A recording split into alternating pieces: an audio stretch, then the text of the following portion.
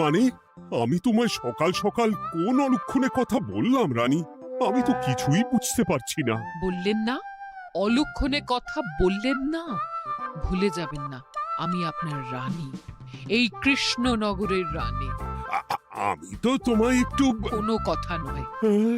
নিজের কাজ নিজে করুন, বুঝলেন? অন্দরমহলে আমার অনেক কাজ আছে। নিজের কাজ নিজে করব? আমি তোমার স্বামী, আমি তোমার কাছে এইটুকু আবদার করতে পারি না? হ্যাঁ,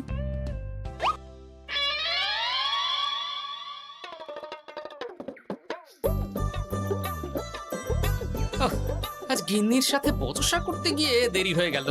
মহারাজ আবার আমার দেরি দেখে রেগে না যান।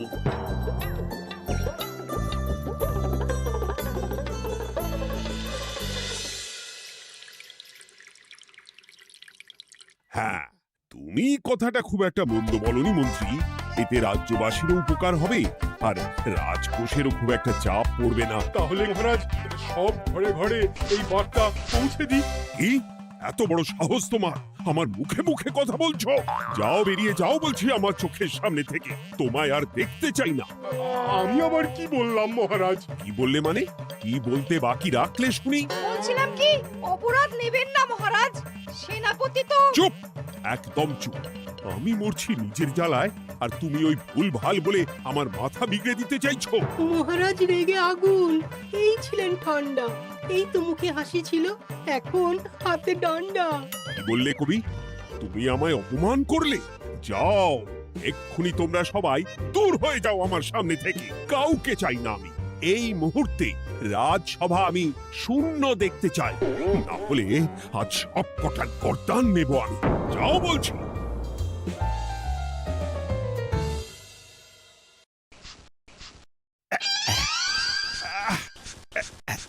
আহা, একটু শান্তি হলো। ভেবেছিলাম রাজসভায় করব তাই রে নাই রে, রাজা দিলেন ঘাড় ধাক্কা, এখন সবাই বাইরে। সে তো তোমার জন্য। তুমিই তো বেমক্কা একটা এমন কবিতা বললে। আহ, কেন এইভাবে চটছেন মন্ত্রী মশাই? দোষ তো আপনারও। আপনি তো কি একটা বলে রাজা মশাইয়ের মাথা গরম করে দিলেন। আমি আবার কি বলেছি? আরে মহারাজ তো সেনাপতির ওপর রেগে গেলেন। আরে বাবা, আমি আবার কি করলাম? পণ্ডিত মশাই কি সব বলে দিলেন, তখনই তো মহারাজ। এই আমার নামে একটা অসাধু বাক্য বললেই আমি কিন্তু। এ কি কাণ্ড! কৃষ্ণনগর রাজসভার সভারত্নরা বাইরে বের হয়ে কি মহা হট্টগোল শুরু করলেন। মহারাজ সবাইকে একসাথে ঘাড় ধাক্কা দিয়েছে। ওরে বাবা, এতগুলো ঘাড়ে রাজামশাই একসাথে ধাক্কা দিলেন কিভাবে? আচ্ছা, দোষটা কে করলো? দোষ করেছে ও, দোষ করেছে ও। দোষ করেছে ও। দোষ করেছে ও। এবারেও কেউ একমত হতে পারলেন না কে দোষ করেছে। হ্যাঁ, আচ্ছা বেশ, কি হয়েছে কেউ একটা খুলে বলুন দেখি। আমি বলছি, মহারাজ বেশ খোশ মেজাজি ছিলেন, কিন্তু হঠাৎ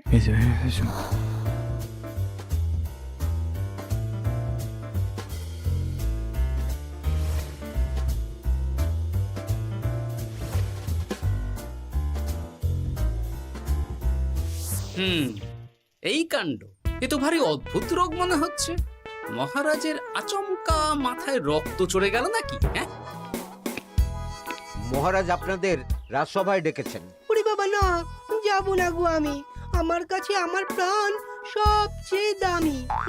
আমিও যাব না। নির্ঘাত মহারাজ গর্দান নিতেই ডাকছেন। আমিও যাব না গোপাল, আমারও প্রাণের বড় মায়া। আচ্ছা, এটা কি কোনো কথা হলো? হ্যাঁ, প্রাণের মায়া কার নেই বলুন তো? আর মহারাজ যে গর্দান নিতেই ডাকছেন তার কি কোনো মানে আছে? অন্য কারণও তো হতে পারে। তুমি কি করে বুঝলে? হ্যাঁ, বুঝতে পারিনি, তবে আন্দাজ করেছি। তোমাদের কথাতেই শুনলাম মহারাজ খোশ মেজাজেই ছিলেন, সহসা রেগে গেছেন। আবার যে সহসা খোশ মেজাজেই ফেরেননি, তাই কি বলা যায়? এটা তুমি বলনি তো মন্দ। চলো সবে ফিরিয়ে আনি রাজসভার ছন্দ। আরে গোপাল, এসো এসো এসো। তা এত দেরি করলে কেন? বাকিরা কোথায়? তারা আসছেন মহারাজ। আপনি তাদের ডেকেছেন, তাদের ঘাড়ে কটা মাথা যে তারা আসবেন না। কিন্তু মহারাজ, আমি অন্য কথা ভাবছি। কি কথা গোপাল? আপনি নাকি সভায় আজ হঠাৎ সবার উপরে রেগে গিয়ে তাদের সভা থেকে বের করে দিয়েছেন মহারাজ। এ কি সত্যি মহারাজ? আরে না না গোপাল, মোটেও না। বলতে পারো আমি সবার সাথে একযোগে একটা রসিকতা করছিলাম। আমি দেখছিলাম সবাই আমার রসিকতা কেমন বুঝতে পারে। তাই নাকি? আসলে তুমি ছিলে না বলেই এরা কেউ আমার রসিকতা ধরতে পারেনি। এ কি সত্যি মহারাজ? আপনি সত্যি আমাদের উপর কোনো রাগ করেননি? হুম, এ কি এই সব কিছুই আপনার রসিকতা ছিল? ও মা, তাই নাকি মহারাজ? এই যে আপনি শুনিয়ে দিলেন কথা কড়া কড়া, সবকিছুই ছিল আসলে নিছক মজা করা। আহ, আবার যত সব বাজে বকছো তোমরা। এত কথা কেন? তোমরা কেউ আসলে মহারাজ কৃষ্ণচন্দ্রের রাজসভার যোগ্য নও। যাও যাও, দূর হয়ে যাও। কিন্তু মহারাজ, এই যে আপনি বললেন। আহ, তুমি সবার আগে যাও তো। তুমি হলে সব নষ্টের গোড়া। যাও বলছি, আমার আর ভালো লাগছে না। যাও। জব বাবা।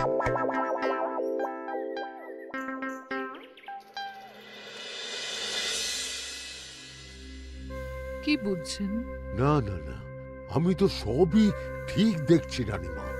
হ্যাঁ, এটা ঠিক যে নারীর গতি কিঞ্চিত চঞ্চল বটে, তবে তা তো হতেই পারে। বাকি সবটাই ঠিকই আছে। তাহলে এমন হচ্ছে কেন? মহারাজ এইভাবে যখন তখন রেগে যাচ্ছেন কেন? আজ শুনলাম আপনাদের সভা থেকে দুবার বের করে দিয়েছেন, আবার ফিরিয়ে এনেছেন। হুম হুম হুম। আমি ওষুধ পাঠিয়ে দিচ্ছি, আর মহারাজের কিঞ্চিত বিশ্রামের দরকার। হ্যাঁ, তোমার মাথা আর আমার মুন্ডু। বলি, আমি বিশ্রাম নিলে রাজকার্যকে চালাবে শুনি তুমি, নাকি ওই অকর্মার ঢেকি মন্ত্রী? না মানে ওই আমি। যাও, আর আমার কথা বলতে ভালো লাগছে না। আমাকে একটু একা থাকতে দাও।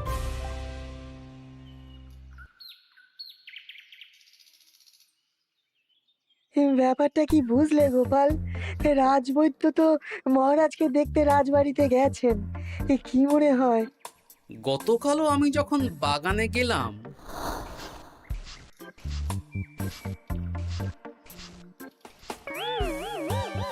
গোপাল, তোমার কি মনে হয় মহারাজকে কোন রোগে ধরেছে? এই রেগে যাচ্ছেন, আবার এই মাথা ঠান্ডা হয়ে গিয়ে ডেকে পাঠাচ্ছেন। আমি বলি কি গোপাল, তখন সবার সামনে বলিনি বটে, তবে এখন তোমার সামনে স্বীকার করতে বাধা নেই। কি কথা বিজ্ঞানী? মহারাজের এই রাগের কারণ হয়তো আমি। আমার মনে হয় আমার দোষেই উনি এরকম বারবার রেগে যাচ্ছেন। কেন?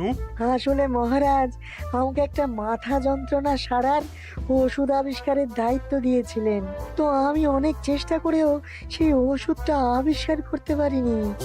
যেটা আবিষ্কার করেছি তাতে সেরকম কাজ হচ্ছে না। আমার মনে হয় ওনার মাথা ব্যথা থেকে এরকম হচ্ছে। সে যাই হোক, তুমি কিছু একটা করো গোপাল।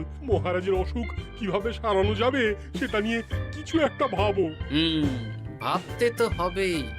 আজ সন্ধেবেলায় তুমি তোমার বাড়িতে বাকি সভাসদদের ডেকে আনো, আমি সমাধান সঙ্গে নিয়ে সময় মতো চলে আসবো। আচ্ছা বেশ, তাই হবে। আমি এখনই বাকিদের খবর দিয়ে দিচ্ছি। আর বিজ্ঞানী, একটু এদিকে এসো তো, একটা কথা আছে।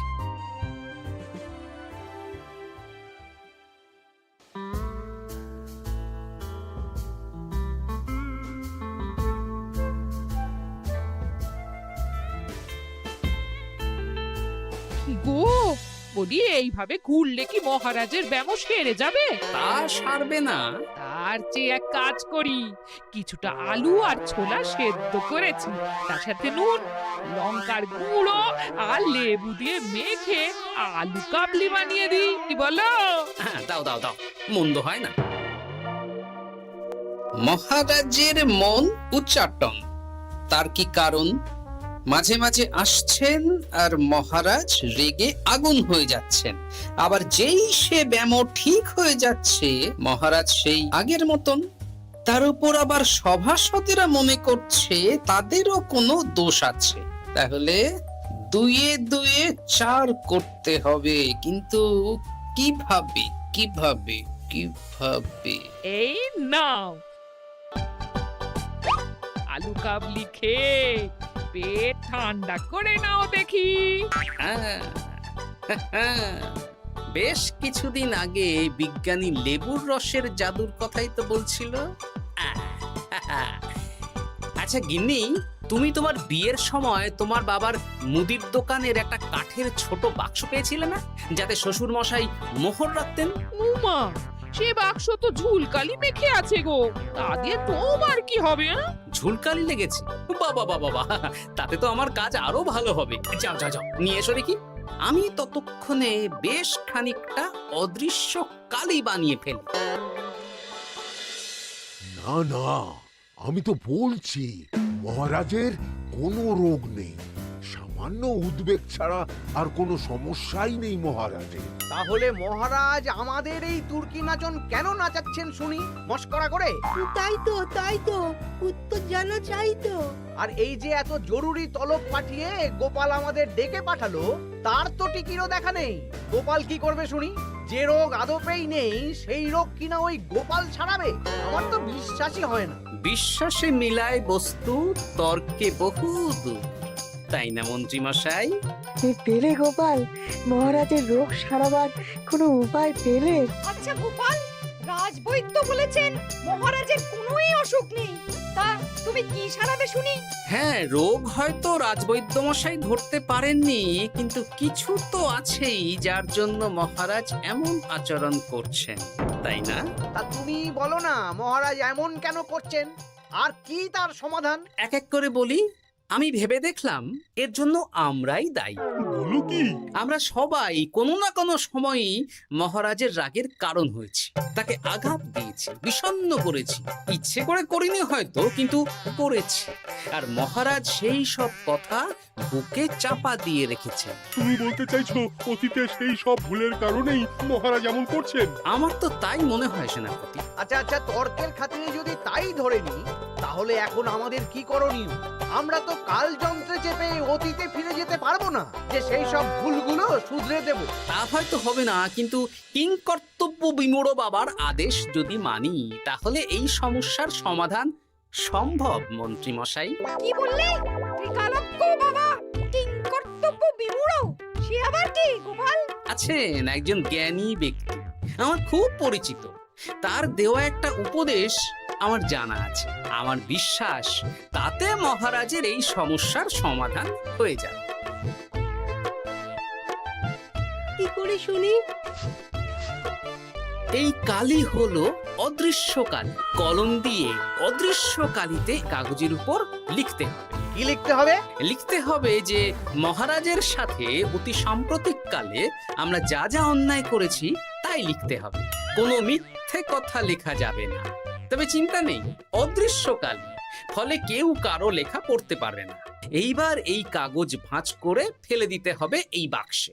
বাক্সে তালা, তার চাবি থাকবে মন্ত্রী মশাইয়ের কাছে। আবার আমার কাছে কেন? পরে যাতে কোনো সন্দেহ না করেন, যা সন্দেহ বাতিক মৌন আপনার। বললে এইবার এই বাক্স সারা রাত নদীর ধারে বটতলায় পড়ে থাকবে, চাঁদের আলো পান করবে। তারপর সকালে আমরা সবার সামনে এই বাক্স ফেলে দেব নদীর জলে। সবার অন্যায় সারা রাত চাঁদের আলো পান করে শুদ্ধ হয়ে ভেসে যাবে নদীর জলে। ব্যাস ব্যাস, আমরা সবাই পাপ মুক্ত হয়ে যাব। একদম সবাই শুদ্ধ হয়ে যাব, আর মহারাজের ব্যায়ামও সেরে যাবে। কিন্তু তুমি কোনো চালাকি করছো না তো গোপাল? অদৃশ্য কালিতে লেখার সাথে আমি আর কোন চালাকি করব মন্ত্রী মশাই? দেখুন, আমি একটা কাগজে লিখছি। কি কিছু বোঝা যাচ্ছে? সত্যি তো কিছু বোঝা যাচ্ছে না যে আদৌ কিছু লেখা হয়েছে কি হয়নি। তাহলে লেখা শুরু করা যাক। এক এক করে লিখুন আর কাগজ ভাঁজ করে বাক্সে ভরে দিন। আর হ্যাঁ, একদম মিথ্যে কথা লিখবেন না, তাহলে কিন্তু লেখাগুলো অদৃশ্য থাকবে না, ফুটে উঠবে। আচ্ছা গোপাল, বুঝেছি। কলম কালি মন, লেখে 3 জন। মিথ্যে কথা লিখে দিলেই ঘটবে অঘটন। আমি বাক্সটা নদীর পাড়ে সঠিক জায়গায় রেখে আসব। তারপর কাল সকালে সবাই মিলে এই বাক্স ফেলে দেব নদীর জলে। ঠিক আছে?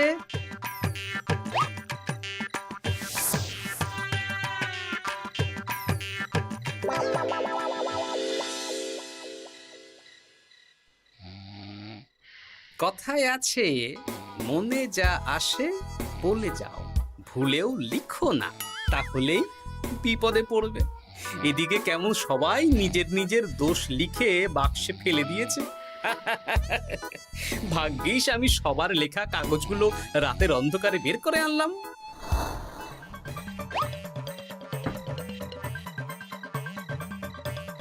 এইবার এই কাগজগুলো ঢুকিয়ে দিলেই কেল্লা ফতে। এখন সবার পাপের স্বীকারোক্তি আমার হাতের মুঠোয়।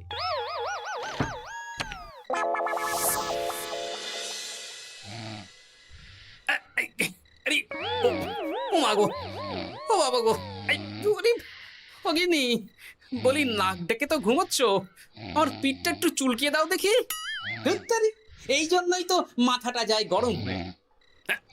আরে, এই সহজ ব্যাপারটাই তো আমি বুঝতে পারিনি। মহারাজের অসুখটা হলে এই। যাক, এই রাতের বেলাতেই একসাথে একটা ঢিল পেয়ে গেছি। এক ঢিলে মারবো 2 পাখি। রাজার অসুখও সারবে, আবার সব কটা পাজি শায়েস্তাও হবে। হ্যাঁ,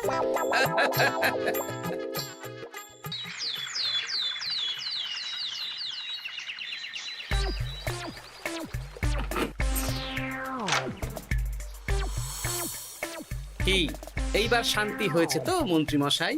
যেমন অদৃশ্য লেখা ছিল সেরকমই আছে তো? কিন্তু এতে কি মহারাজের রোগ সেরে যাবে? যাবে না মানে? মনে করুন সেরে গেছে।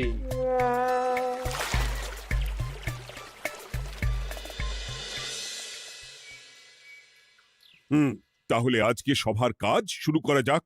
ক্ষমা করবেন মহারাজ, সবার কাজ শুরু করার আগে একটা দরকারি কাজ আগে করা দরকার।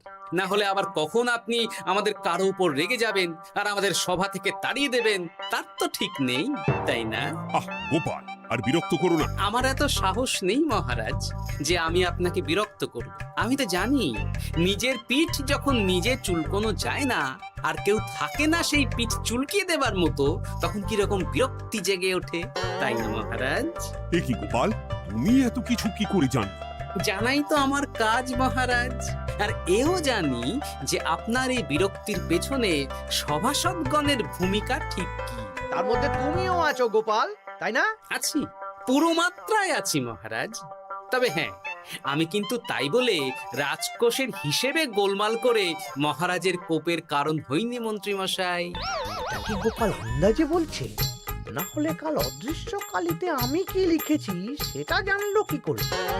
এই, আমি যা লিখেছি সেটাও কি গোপাল পড়ে ফেলেছে নাকি? যাকে পড়লেই বাকি, সব লেখা তো ওই নদীর জলে ভেসে গেছে। আমি যে লিখেছি তার প্রমাণ কি? তবে আর চিন্তা নেই মহারাজ, সমস্যার সমাধান হয়ে গেছে। এখন থেকে আপনি যতক্ষণ রাজসভায় থাকবেন, প্রথমে মন্ত্রী মশাই, তারপর পণ্ডিত মশাই, আর তারপর রাজবৈদ্য পালা করে আপনার পিঠ চুলকে দেবে। কেন আমি কেন চুলকে দেবো? না দিলে যে আপনার কপালে অনেক বড় শাস্তি ঝুলছে মন্ত্রী মশাই। রাজকোষে যে জালিয়াতি আপনি করেছেন তার স্বীকারোক্তি আমি হাজির করব যে মহারাজের সামনে।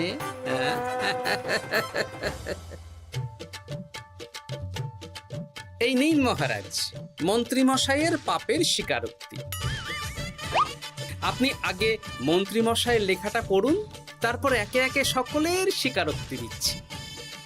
এ কি মন্ত্রী, তুমি রাজকোষ থেকে 500 মোহর চুরি করেছো, আর তার বদলে সেই হিসেব তুমি পুকুর পাড় বাঁধানোর খরচ হিসেবে দেখিয়েছো।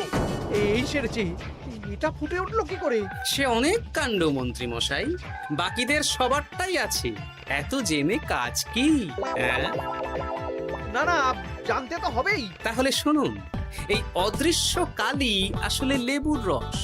গতকাল রাতে আমি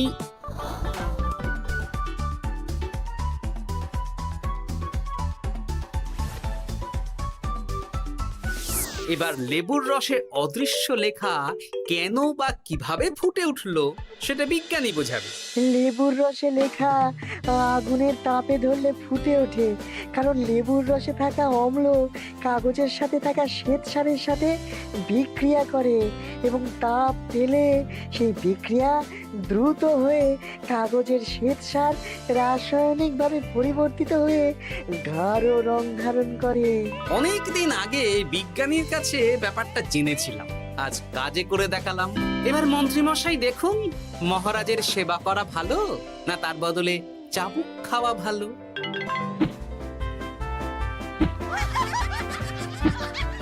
ওরে বাবা, না না, উফ! আগে যেমন বুনো ওল তেমনই তো বাঘা তেঁতুল হবে মন্ত্রীমশাই। যা, রাজামশাইয়ের মেজাজ আবার বিগড়ে যাওয়ার আগেই কাজ শুরু করে দিন ও বাকিদেরকে সেবা করার সুযোগ করে দিন। আজ থেকে ভুল হলে শুধরে নেব ভুলকে। মন্ত্রীমশাই মহারাজের পিঠ দেবে চুলকে।